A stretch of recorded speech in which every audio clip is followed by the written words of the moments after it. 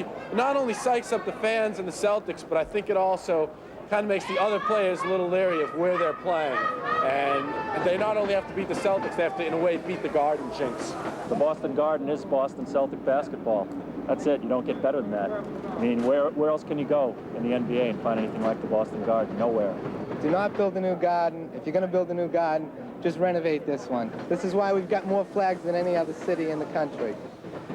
The Boston Garden is a curious mix, void of modern conveniences, but equipped with a brash personality. Ladies and gentlemen, this is Johnny Most high above courtside. Houston doesn't have The Lakers Magic. are not here, Magic is not here, Hakeem is, and he will do nothing. The Garden is also humbling, as it weeps basketball's most cherished memories. You know, I love that place, and I look at the banners each and every time, each and every game, and I look at the retired numbers and look around and see Red Auerbach sitting over there and seeing all the other fans who have been there throughout the entire string of Celtic championships, and to realize that now I'm a part of that. And although we haven't won the championship yet, we think we're going to. By game time, the Garden's aging frame comes alive with the throbbing pulse of its fans. Their appetite is the NBA Finals, whetted by the prospect of another title.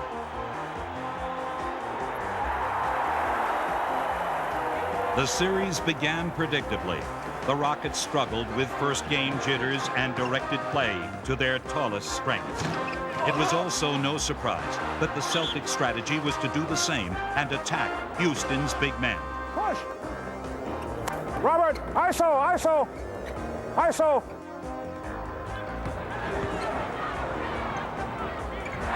By using a double low post, Boston muscled the ball inside.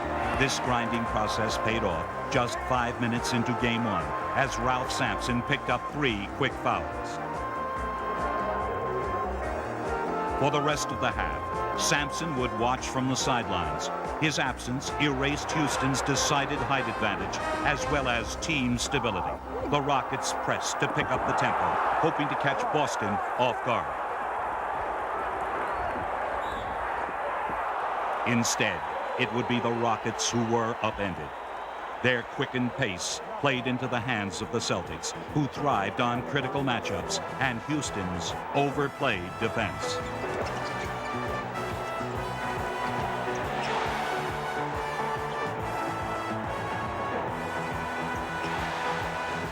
The Celtics were in top form and showed no ill effects from an 8-day layoff.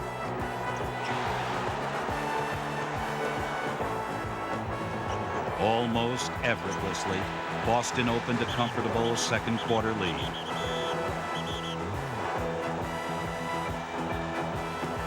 "11 of Boston's 15 championships began with opening game victories, and Houston looked like another victim until Hakeem took command.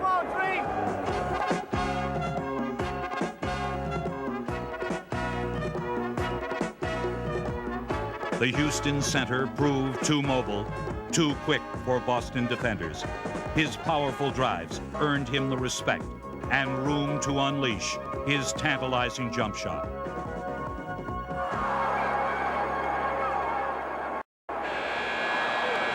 Behind Hakeem's 25 points, Houston cut the Celtics' margin to just a basket by halftime and followed through in the third quarter. Hakeem grew stronger and forged Houston into the lead. The Celtics' only recourse was to attack Hakeem's lone weakness. Foul, two-shot play. 34 in the red on a push. Hakeem was charged with his fourth foul. You fouled him. He remained in the game, but seconds later, he'd earn a fifth. Now a different Rocket would sit on the bench, and Celtic fans were salivating. The call went out to the most notorious band of desperados in the NBA, the Celtic defense. The Celtics assumed every risk, using an assortment of traps, denying passing lanes, intimidating shots, soon forcing Houston to make their own mistakes. By the fourth quarter, Boston amassed a 15-point lead, and they were determined not to ease up. Bill Fitch's men were stumbling, and Danny Ainge put them on the ropes.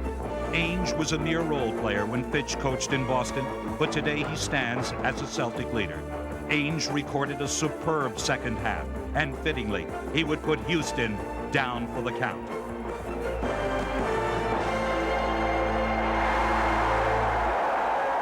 Boston's 112-100 victory demoralized the Rockets and rewarded the Celtics with some personal pride. I feel that I didn't play very well when Bill Fitch was around, and I feel that he didn't think I was a very good player at certain times, and I want to prove to him that I can play. Well, the thing about Danny Ainge, he matured as a basketball last year in the playoffs.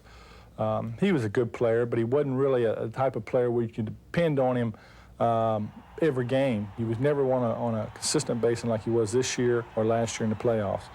We're not afraid to give the ball to Danny Ainge in any circumstances anymore. I think when I first came here, an attitude that I had was, it was almost I felt guilty shooting the ball, being surrounded by all those all-stars and that type of attitude. I think that since then I've adjusted to take that to my advantage. I'm playing with these all-stars. I can afford to take a couple bad shots and they're going to still cover me. Ainge became a Celtic after a brief baseball career. Now, 5 years later, he finally feels at home in Boston. Hi, Ash. How you doing? What, am I supposed to pick all you guys up or what? Hey, Tanner. We've got a lot of friends who are from the West that have moved out here. You get a lot of relocation, so that's nice. But I think what helps us like New England the best is that Danny's a Celtic. I mean, when you're a Celtic, you pretty much have it made. Boston recognized Ainge as a firebrand, but his combative style prompted the visiting press to write some unflattering copy. I get really mad. I've said, Danny, I'm calling that guy up and telling him that he can't be saying those kind of things. And Danny begs me not to. I think sometimes things that are said on TV, it bothers McHale because she knows me and she knows that I'm not ever going to go out and start a fight with anybody. But on the other hand, she knows that if somebody got me, I'm not gonna just back away either. I think it has more to do with my style of play. People misinterpret it as being dirty and cheap. I just think I play hard. You know, I feel that my teammates and my coaches appreciate me, and my opponents don't appreciate me, and that's okay. I mean, that's the way I want it. I don't want the players I'm playing against to play against me. An icy indifference to the opposition has promoted Boston's winning ways, an intensity rooted in the Celtic training room. As the playoffs go on, Ray's tape jobs get tighter and tighter. By the last game, your foot is like in a spastic state, but you're really ready to play because it hurts so much you want to kill people. So that's really the secret. Particularly me. That's really the key to the Celtics playing very aggressive, is that your feet hurt so bad from Ray. By last game, was Ray so fired up. That was one of the reasons I collared Kurt Rambis. My foot hurt so bad, I couldn't help it. Kurt, I'm just kidding, babe. Intensity also underscored Houston's game preparations. Rockets like Sampson and Olajuwon sought retribution for college careers without a title. I went to Final Four 3 years in a row. I didn't win it. And Ralph played 4 years in college. He didn't win it, so we both wanted it so bad. So we have to do whatever it takes for us to get it. Game 2 posed a strong test to the Rockets' resolve. After a season of growth, they were in need of finding themselves in the finals. And Larry Bird was adding to the identity crisis. One Rocket missing in action had been Ralph Sampson, who began to show signs of his all-star talents. That burning emotion, intensity, was fueled by Sampson, who gave Boston their first taste of a Twin Tower offense. The Rockets began to accelerate, then got a little pedal heavy. Hey, wait! No! 32! Offense! Rocket mistakes led to a streak of frustration.